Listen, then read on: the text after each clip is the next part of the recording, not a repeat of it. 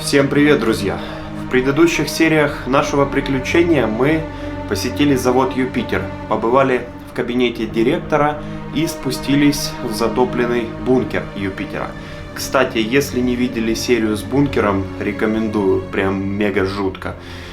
Выйдя с Юпитера, мы выдвинулись вглубь Припяти с желанием где-то полазить, но без конкретного плана. Гагарин предложил поискать детский садик этого микрорайона, и мы принялись его искать.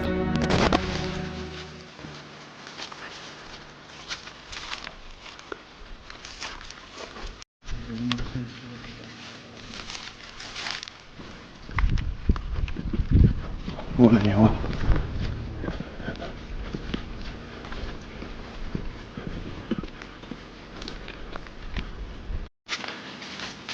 Сталкеры пуганые какие-то, шуганулись нас. Могли подойти поздороваться, да? Да, могли подойти поздороваться. Да и хрен с ними. Мы все равно идем своей дорогой искать детский садик в этом микрорайоне. Интересно, что мы тоже не знаем, что в них. Что-что? Самое интересное, что мы тоже не знаем, что в них в голове. Ну да. Это такая версия, чтобы не было за ними бежать, они бы подумали бы, что...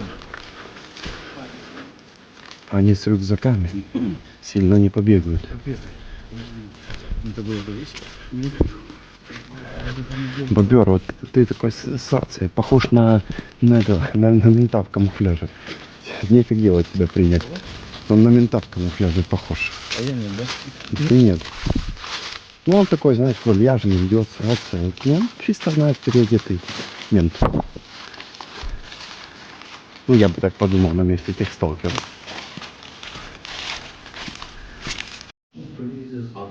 Небольшой перекурчик. Нашли уютную квартирку. Мы до садика немножко не дошли. Решили сначала зайти в бассейн Лазурный.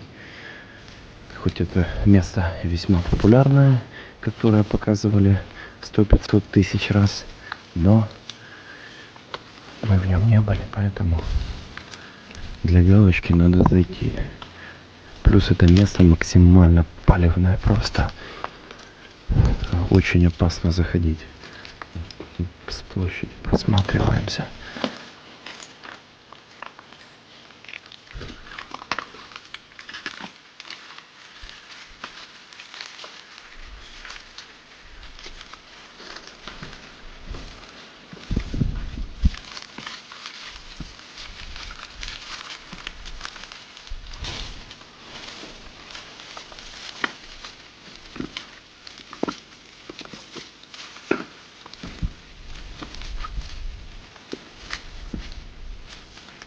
Бобер пошел разведать. Вперед.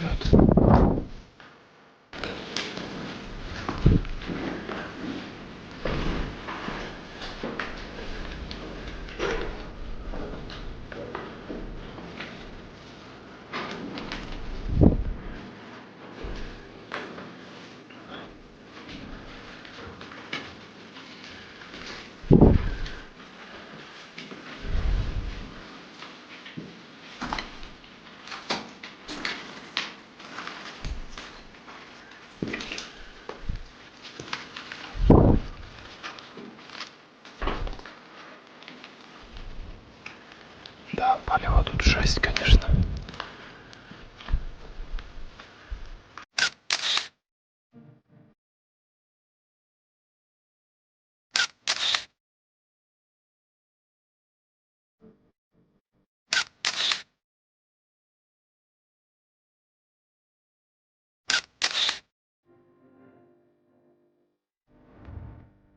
Энергетик, точнее не энергетик, Лазурный. Глянули?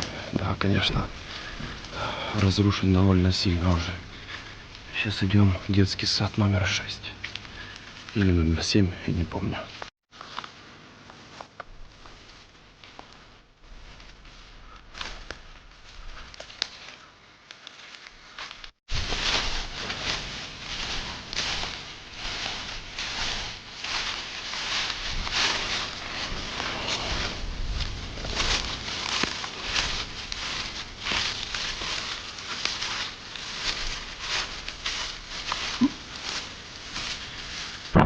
Помните, как при первом прохождении Зова Припяти было страшно заходить в детский садик? Ну, по крайней мере мне, но я думаю, я не один такой. Оды, если смотрите и понимаете, о чем я, ставьте лайк, пишите комментарий.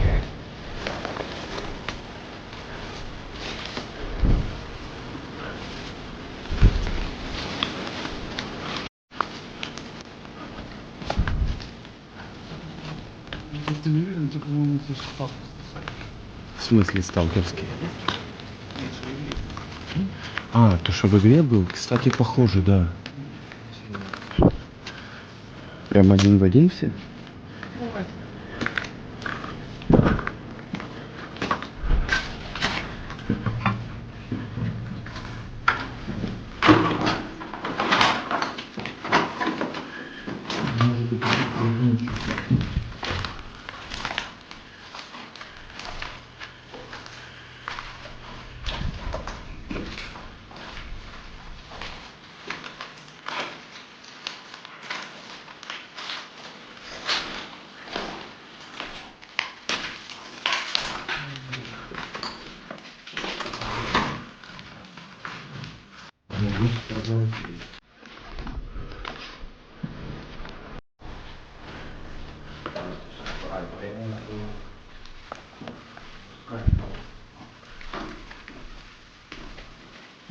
Такими книжками. Книжка.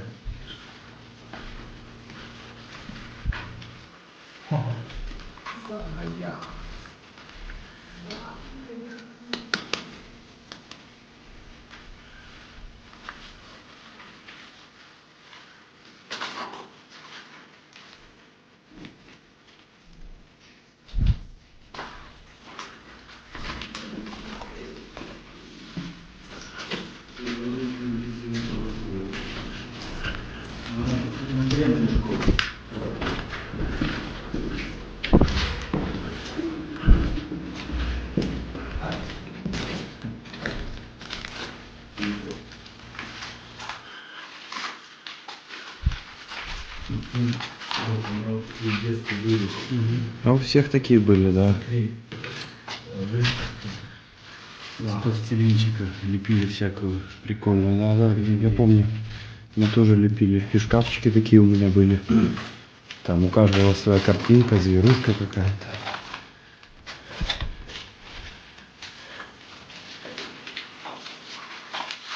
Азербайджан.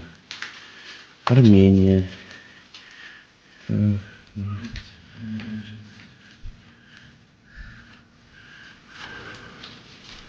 Ничего это сейчас.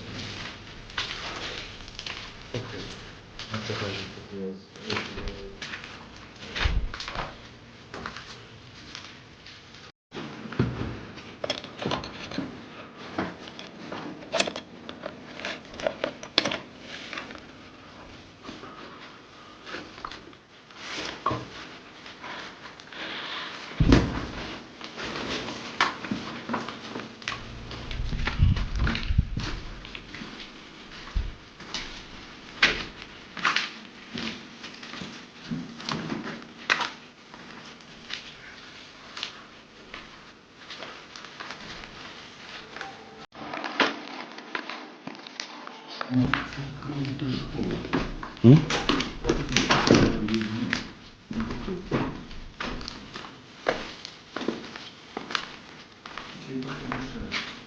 Есть позвоночек.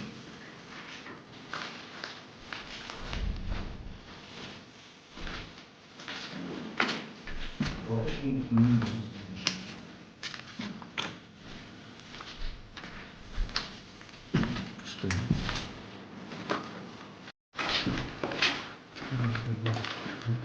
Какая штука. Сразу, посмотри.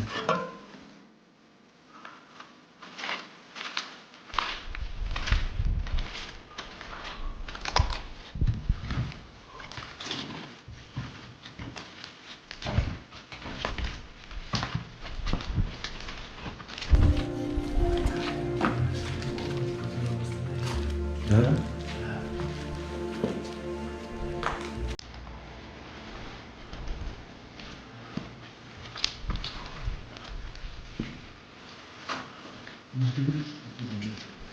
Ух ты. Так вот, это самая комната. Сталкер, будь человеком, а не вандалом. Уважай труд другого сталкера. Береги комнату. Не, ну это достойно уважения, так восстановить. Круто. Очень круто.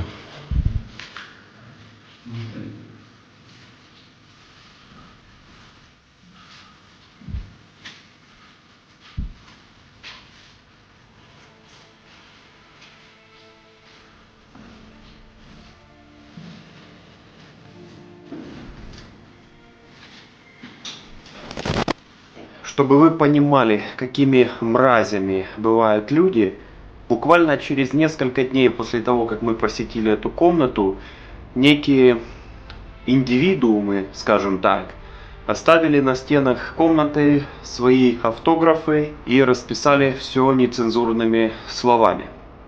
Что нужно делать с такими людьми? Просьба, напишите в комментариях ваше мнение. Кстати, на YouTube-канале Полесский, это один из тех, кто занимался ремонтом этой комнаты, вышло видео, где он подробно показал, что наделали эти товарищи. Ребята вроде бы говорят, что блогер Полесский или как-то так с женой восстановили эту комнату. В общем, молодцы. Я их видео не видел, их не знаю, но работа действительно достойна уважения. Плюс они еще установили где-то кухню и где-то комнату девочки и комнату студента. То есть еще также несколько восстановленных комнат. Главное, чтобы какие-то гондоны не разрушили это.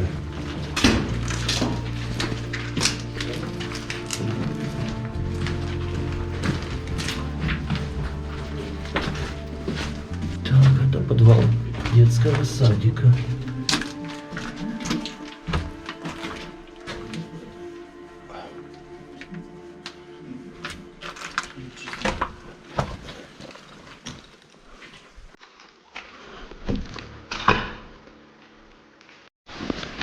Это был детский сад номер 8. Ребята предлагают посетить еще один детский сад.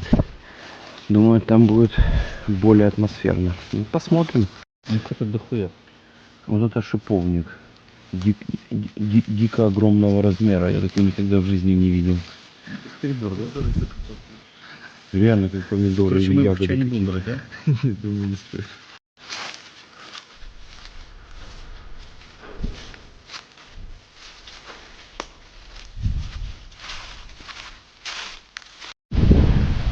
Ветер высаживает нас буквально каждую минуту.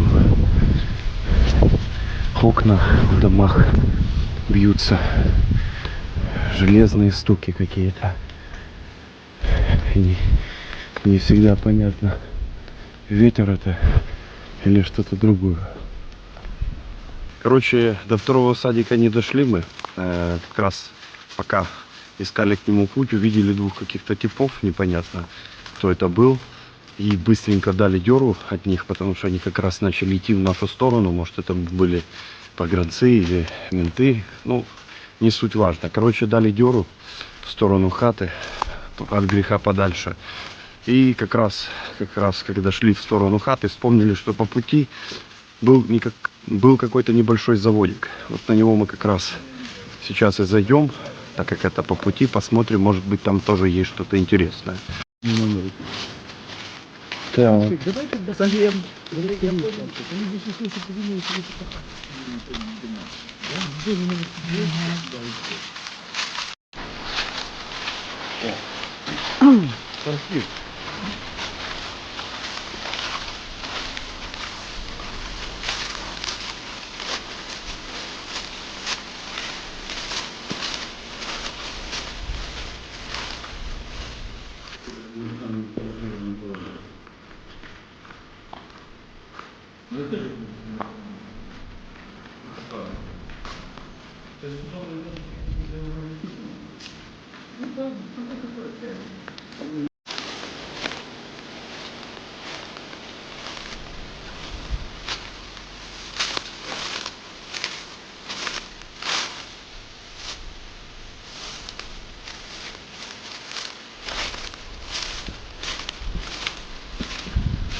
Эх, сколько тут локаций, которые в итоге не попали в игры Сталкера. Надеюсь, во второй части, которую ждут все, я думаю, без исключения, локаций будет намного больше. И здесь чуть не паханое поле. Сколько мы уже видели интересного, что можно было бы добавить в игру.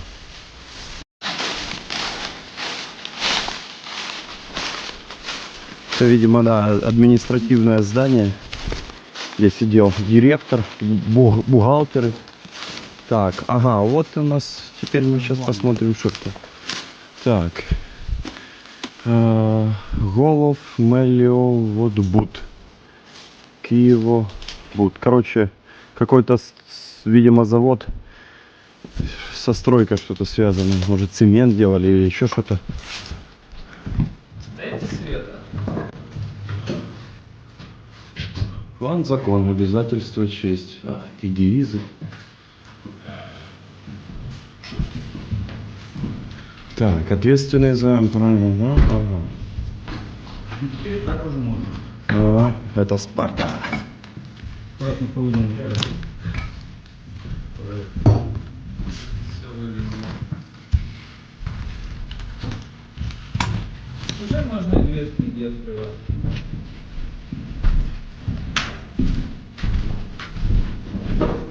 Конечно, после градирования 5-го энергоблока уже можно все. И дверь с ноги открывать. Не говори. Ни о чем. Окошко за зарплату можно вылезть.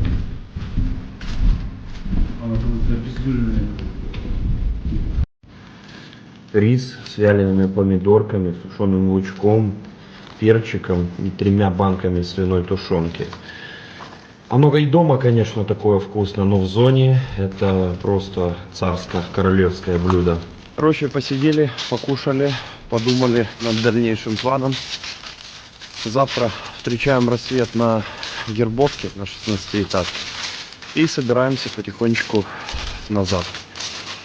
Как будем выходить из зоны, пока еще не решили. Идут бурные обсуждения за 2 дня или за 1. Ну, посмотрим по обстоятельствам. Решили в Припяти на 2-й день полноценно не оставаться, так как смотреть особо нечего. Какие-то такие основные моменты все видели. Колесо обозрения не подойти, там камера стоит. Вот, да и после градирования 5-го энергоблока, подвала, смотреть просто какие-то заброшенные квартиры, садики и тому подобное уже не так интересно. Поэтому завтра на рассвете отмечаем удачный поход и выдвигаемся дальше. Только что малеха пересрали метров, сколько, метров 30, да? Да. Сзади нас вышел олень или лось? Вот. Вышел лось молодой, я его успел сфоткать. Качество не очень, но видно. Учитывая, что подожди, Орлу, да, рассказали, что лесничего недавно лось забодал. Забодал, убил. А, Ударил, разок. ну, стукнул разочек, скажем так. Вот, и вчера пацаны ходили за водой тут. Прямо перед ними в темноте здоровенный лосяра выбежал.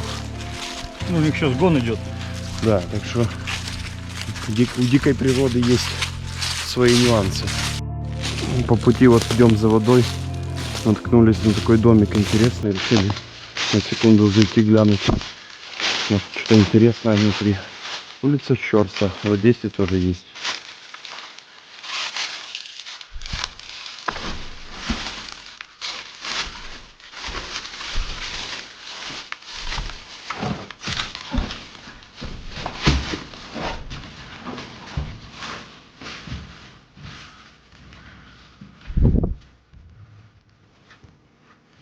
Но сталкеров тут, судя по всему, явно не было.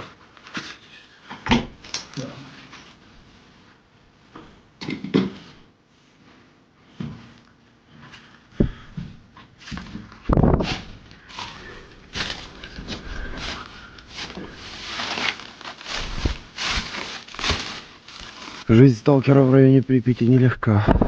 Только полчаса-40 минут идти в одну сторону до водоема, чтобы набрать воды. Потом еще столько же обратно.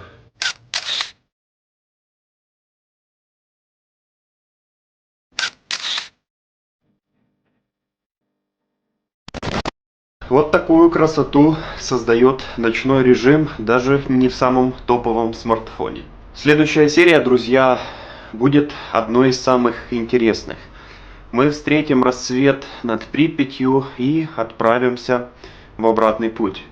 Обратный путь получился отнюдь нелегким. Там будет и боль, и радость, и слезы. В общем, будет полный трэш.